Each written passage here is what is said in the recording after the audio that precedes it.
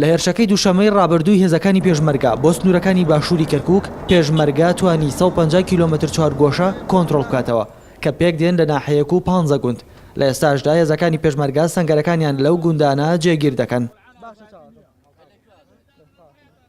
سەبارەت بە پلانی داهاتووی هێزەکانی پێشمەرگە و هێرشکردنە سەر قەزای حەویجە و فەتحە فەرماندەی هێزەکانی هەفتایی پێشمەرگە ڕایگەاند پێشمەرگە هێرش ناکاتە سەر ئەو ناو چانە بەڵکو دوای کۆنتڕۆڵکردنەوەی تکریت سوپای عێراق و چەکدارانی حەشدی شعبی هێرش دەکەنە سەر قەزای حەویجە و فەتحە.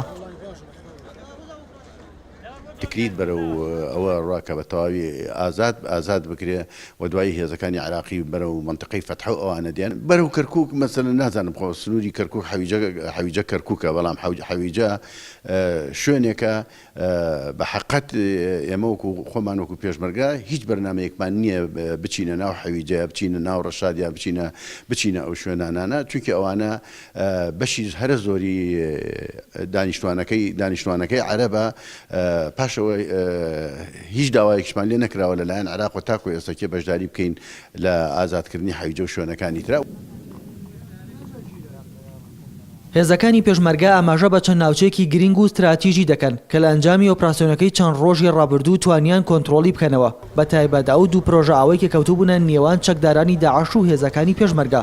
هەروەها ڕێگای کوبیش کە گرنگترین ڕێگا بوو لە نێوان قەزای حەویجە و تەلەلوەرد و مەلا عەبدوڵڵا بۆ هاتوچۆکردنی چەکدارانی دەوڵەتی ئیسلامی ناسراو بە داعش. ئێستا ئەو ڕێگایە لەو چەکدارانە داخراوە و لەژێر کۆنتڕۆڵی پێشمەرگەدایە. ئەمە منطقەیەکی مهمە لەبەرەوەی هەموو هێزەکانی ئێمە لێک درایەوە.